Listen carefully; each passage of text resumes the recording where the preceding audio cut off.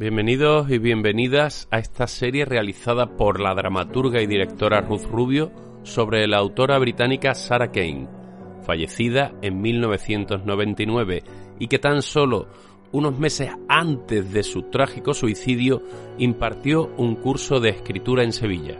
9 jóvenes estudiantes asistieron a aquel curso que los marcó para siempre. En Drama o qué, colaboramos con este proyecto cediendo nuestra humilde plataforma para darle cabida a esta serie titulada Los 9 de la Kane.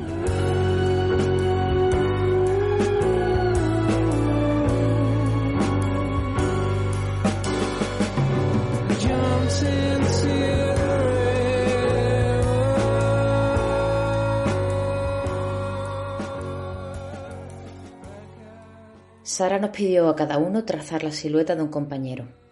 ¿A quién dibujé yo? ¿Quién me dibujó a mí? ¿Por qué no lo recuerdo?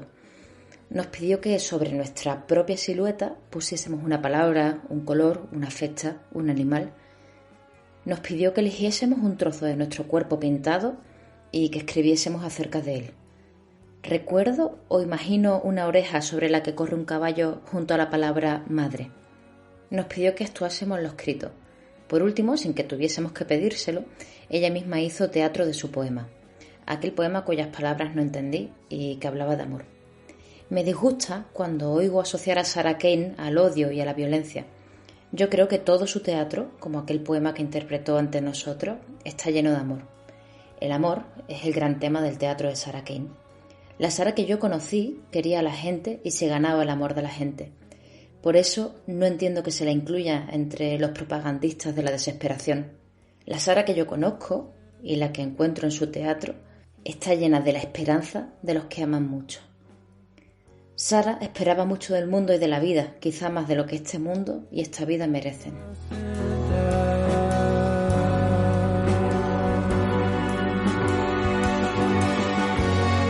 Este fragmento es de Juan Mayorga y se llama Mi recuerdo favorito de Sarah Kane, incluido en su libro Elise. Mayorga estuvo en ese curso en verano del 98 en Londres y allí también estuvo José Ortuño, otro de los 9 de la Kane, que tuvo la suerte, además, de hacer doblete con ella ese año, en el Royal Court y en el Centro Andaluz de Teatro. Tenía 21 años. Hablamos de cómo se fue a Londres, siendo un folio en blanco, y de cómo aquella experiencia con la autora le transformó. Y hablamos también de la rabia, de la sensación de que el mundo entero se ha perdido todo lo que Sarah Kane habría seguido siendo.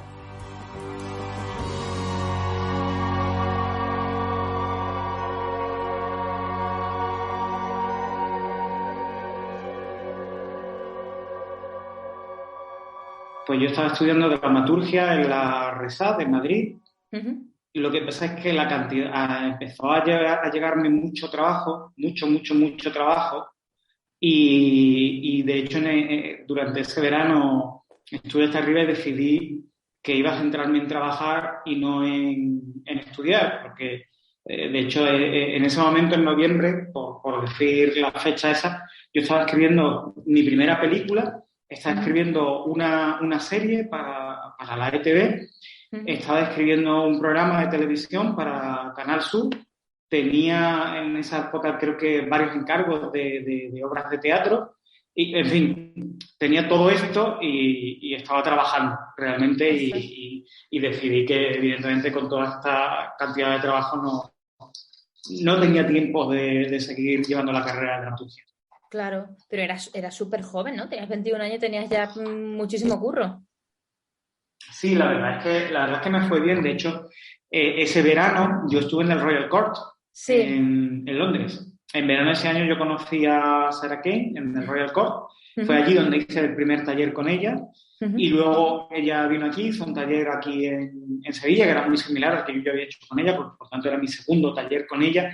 De hecho, en Londres, cuando estuvimos allí con ella, cuando el grupo con el que yo estaba allí en Inglaterra, fue muy intenso, ¿no? Porque ella tenía mucha relación con los organizadores, sobre todo con Mary Pitt, sí. De los encuentros del Royal Court, y ella siempre andaba por allí. Y de hecho luego salíamos con ellos, con ella, pues íbamos al teatro, íbamos a tomar algo, con lo cual yo tuve mucha relación con ella y luego cuando vino aquí en noviembre, pues ya parece que éramos viejos amigos, ¿no? Además esa sensación de que de pronto está todo el mundo presentándose y yo estoy ahí al lado de ella como de amiguete, ¿no? Como el preferido de la clase, pero porque yo ya venía de llevar un verano muy intenso allí en Inglaterra con ella. Claro, ¿cuánto tiempo estuviste? Y este era el mismo curso al que fue también Mayorga y al que fue Rafael Spregelburg. Sí, justo ese. Juan Mayorga y yo fuimos los representantes por España. Sí, ese Qué año. bueno, qué bueno. O sea, sabía de la existencia de ese curso y claro, ahora que me estabas diciendo que fue justo ese verano, justo hace poco además le leí a Mayorga una cosa que escribió sobre ese curso. ¿Y cuánto tiempo estuviste allí? ¿Fue solo con ella o fue también con más Fue con mucha gente, dramaturgos? ¿no? Allí Con hacíamos Raven Hill, esa talleres. gente. Allí estuvimos con todo Dios. Ahora mismo, o sea, así de memoria que se me venga, tuvimos un encuentro con David Mamet, tuvimos Uh-huh. con Harry Pinter, Uh-huh. tuvimos que era todo Dios, es que allí estaba todo Dios. Sí, sí, sí. Y fue muy intenso y bueno, y entre ellos Mark Ravenhill, que en esa época era también muy jovencito, Sí. Sarah Kane, por supuesto. No sé, se me vienen a flashes, pero es que fue tanta gente que... Qué fuerte. O sea, y qué lujo también, siendo tan joven, poder estar con toda esa gente que es historia del teatro, vaya. Absolutamente, fue intensísimo, fue impresionante. Y ya te digo, la vuelta fue... Yo me fui siendo un chaval que quería dedicarse a escribir y yo volví siendo un escritor. O sea, es así. O sea, cuando yo volví, lo que te decía antes, tuve que dejar de estudiar porque no me paraba de surgir trabajo, ¿no? Qué bueno, qué bueno. Y volviendo al curso de Sevilla, bueno, primero preguntarte qué es lo que recuerdas de aquel curso, qué ejercicio recuerdas de los que hicisteis en aquel taller. Son veintitantos años, ¿eh? Sí, sí. Yo recuerdo un ejercicio en especial, pero que hicimos en Londres. Uh-huh. Porque cuando vinimos aquí hicimos ejercicios y tal, pero claro, ya el impacto no era el mismo que cuando yo fui allí al Royal Court. Yo a ella, sinceramente, no la conocía. Me sonaba el nombre, pero no había leído nada de ella. Y claro, en cuanto te dicen, pues, tenemos encuentro con este, con aquel, con aquella, y Sarah Kane. Y yo me intenté poner las pilas y me pillé un par de obras de ella. Por supuesto, me encantaron, me impactaron mucho. De manera que claro, el primer encuentro allí en el Royal Court Theatre con Sarah Kane, de la cual acababa de leer 2 obras, no recuerdo ni cuáles. Supongo que Clint sería una de las primeras, pero no lo sabría poner en pie. Pero bueno, la cuestión es que acababa de leer 2 obras que me habían fascinado, con lo cual, y tenerla ahí delante como una persona normal, que hablaba absolutamente normal y con todas las cosas completamente normales, para mí, un chaval de 21 años, fue muy impactante. Y yo recuerdo que una de las primeras cosas que hicimos fue que nos tumbábamos en el suelo y hacían como nuestra línea esta de los cadáveres. Ese ejercicio yo no sé si luego lo repetimos aquí, no sé si alguien te lo habrá contado. Ese no lo hiciste en Sevilla. De hecho, yo sé de ese ejercicio por lo que he leído de Mayorga, que también estuvo en ese curso. Pues ese artículo no lo he leído, lo tengo que buscar. Sí, pues es que no recuerdo exactamente, es que hace 20 y tantos años, ya te digo, de hecho, si me llegas a decir, ese ejercicio no se hizo en Londres, sino en Sevilla, te hubiera dicho, vale, puede ser. Pero entonces voy bien encaminado. Eso fue en Londres, porque recuerdo que me impactó que hacíamos la línea nuestra en el suelo y a partir de ese perfil nuestro que poníamos en el suelo, ese ejercicio del cual surgió un texto súper loco por mi parte, la verdad es que es lo que más recuerdo porque abrió una puerta que yo no sabía ni que existía. También es verdad que yo tenía 21 años, yo no sabía nada de nada. Yo era un folio en blanco que era una esponja que estaba absorbiendo cosas porque, ya te digo, era jovencísimo. Y ese ejercicio me abrió una puerta que yo no sabía que existía a una forma absolutamente visceral de encontrar ese texto, ¿no? Yo venía de estudiar en la RESAD, que era todo como mucho más intelectual. Y de pronto en Londres, y no solamente con Sarah Kane, con otros autores, vi el otro lado de no pienses, siente y encauza esas emociones, esos sentimientos en forma de texto teatral. Yo te digo, algo completamente distinto a vamos a pensar una premisa, vamos a pensar en qué queremos contar en realidad, o sea, totalmente distinto, ¿no? Que ya te digo, ni una cosa está bien ni la otra está bien. Son dos formas completamente distintas de aproximarse al hecho de escribir el texto. Y eso, el ejercicio era hacer la línea como de vuestra silueta en el suelo, y si no recuerdo mal, tenéis como que localizar en alguna parte del cuerpo algún hecho histórico, ¿puede ser? Sí. No lo recuerdo exactamente, ¿eh? Hace 20 y tantos años. Sí, no lo he vuelto a hacer. Ese ejercicio lo hice allí y nunca más. Pero efectivamente, yo recuerdo que íbamos rellenando hechos históricos y creo que también hechos de nuestra vida. Sí. ¿Sabes?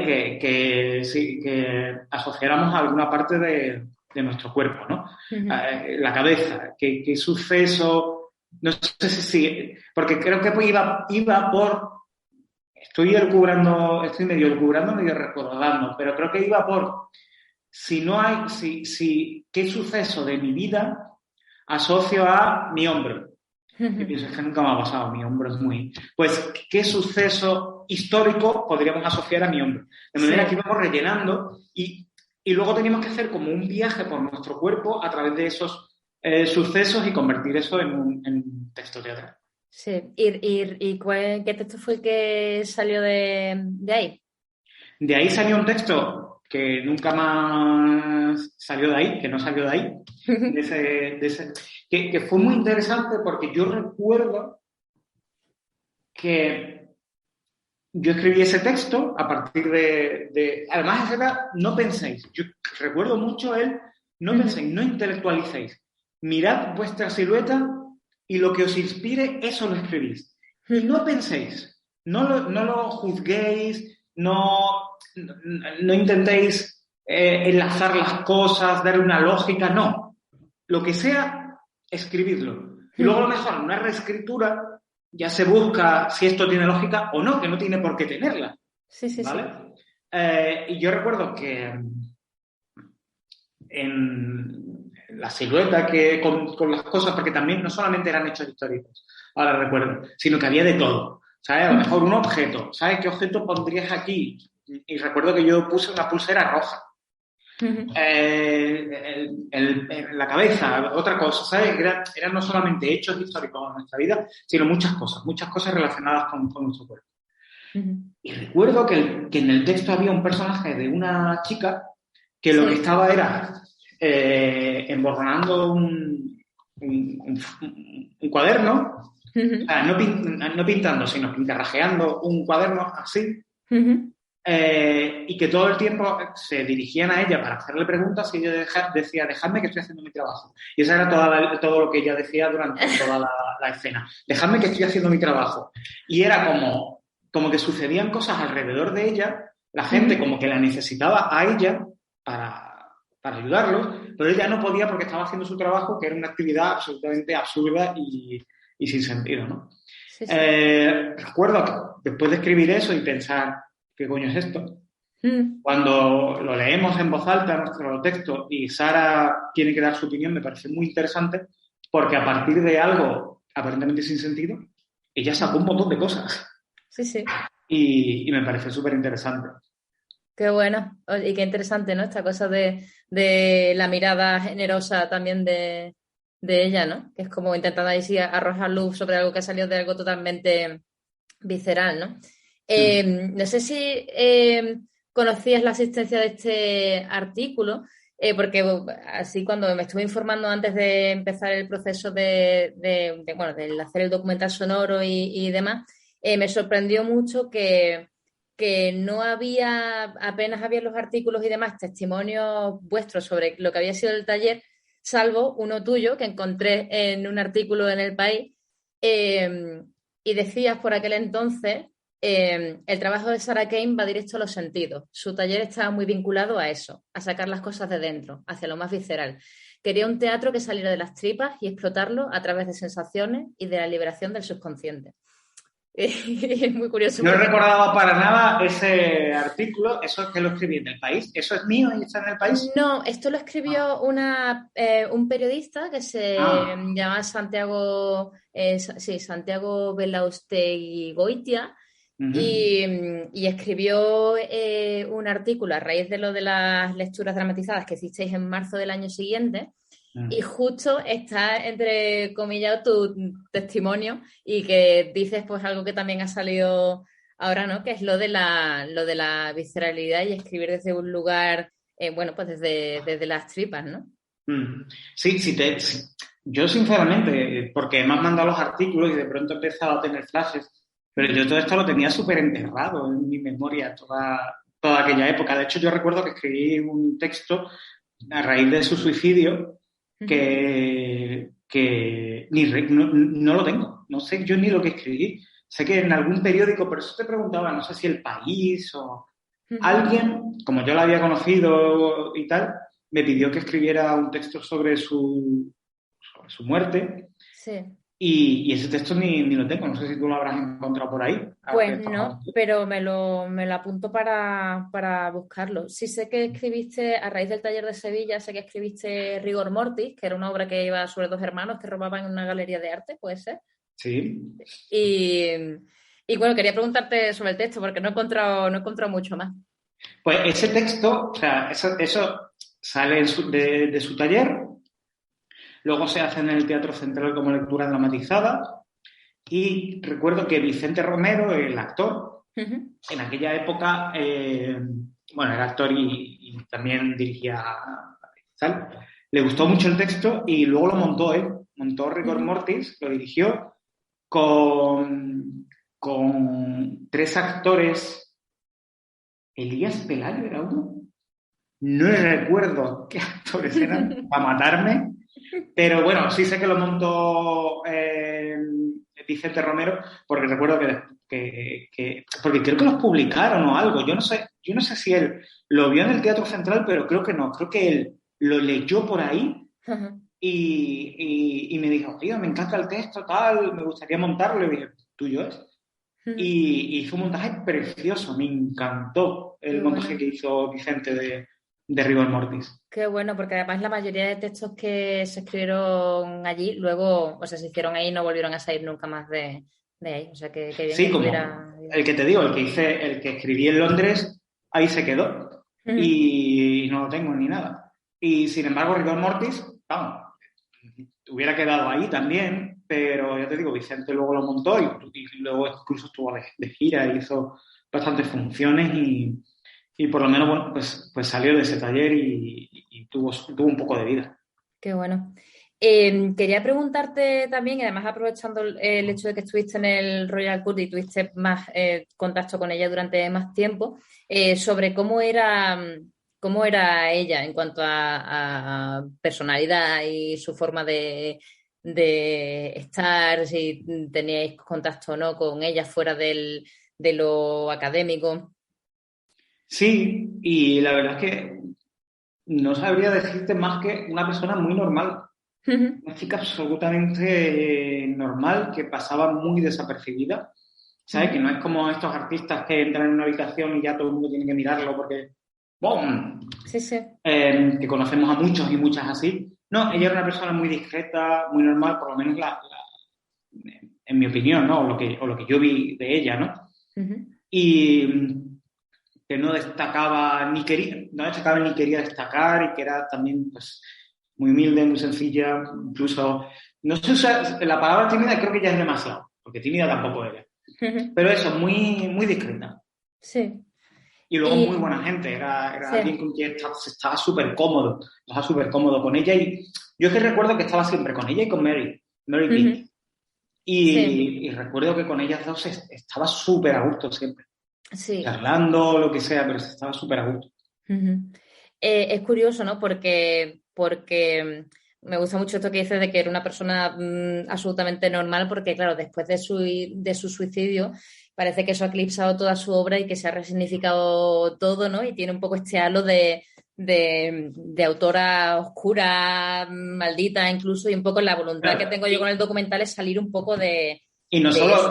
Y no solo por su suicidio, es que escribía un teatro que en muchos casos era oscuro, duro, muy visceral, pero luego ella, luego, como suele pasar, ¿no? Con mucha gente cuya obra es muy fuerte o muy impactante, que luego los conoce y son personas de lo más normal, de lo más discretas, y que toda esa energía la vuelcan por ahí, pero luego en su vida son apocados y normales. Totalmente, pero fíjate, yo ahora que estoy trabajando mucho sobre psicosis, intento muchas veces hacer este ejercicio de abstracción de cómo se leería este texto si ella no se hubiera suicidado, ¿no? Y estoy un poco intentando hacer ese ejercicio ahora y estoy viendo que hay en la obra hay muchísimos momentos cómicos y súper irónicos, ¿no? Incluso luminosos, ¿no? Entonces, claro, parece que la lectura de la obra ha quedado sesgada a Psicosis 448 es una nota de suicidio y me parece como muy reduccionista, ¿no? Realmente, y que le hace poca justicia a su obra, ¿no? Pero bueno, sí que es cierto y que es inevitable que no se puede separar a la autora, a la persona de su obra, ¿no? Y de hecho quería preguntarte, porque esto también lo hablo con el resto de compañeras, claro, ¿cómo recibiste la noticia? Y además siendo también tan joven y ya por una cuestión generacional, ¿no? Tú tenías 21 y ella tenía 28.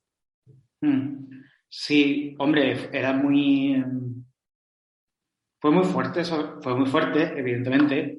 Todos nos quedamos como... Sobre todo, en plan, hostia, lo que podía haber sido y no será. Porque yo creo que su obra era un arranque. A mí me sigue dando la impresión de que ella estaba arrancando algo que podía haber sido algo muy grande. Y que nunca fue. Y sobre todo, yo siento que Sarah Kane hoy podría ser, no sé, un Stephen Daldry, no sé, alguien que conocería todo el mundo y que hubiera hecho grandes cosas, muy grandes. Y que eso se quedara... Y eso ya lo sabíamos ahí, o sea, bueno, ya lo sabíamos, ya lo suponíamos y lo seguimos suponiendo. Es como, hostia, es como haber perdido, no es ya lo que hemos perdido los que hayan perdido una amiga, un familiar, alguien cercano, sino que el mundo entero ha perdido algo.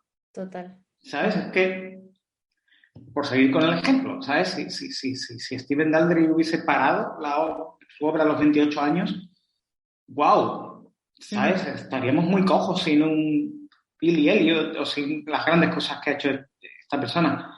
Pues creo que ella nos ha hurtado al mundo de grandes obras, ya no solamente grandes obras, sino de un legado que, hostia, que bueno, menos mal que algo hay, ¿no? Pero creo que era el comienzo de algo muy grande.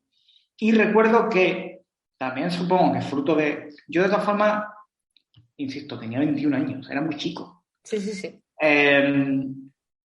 Y a mí, por un lado, el shock, y por otro lado me dio coraje esto. Por eso lo estoy diciendo. Sí. ¿Pero qué?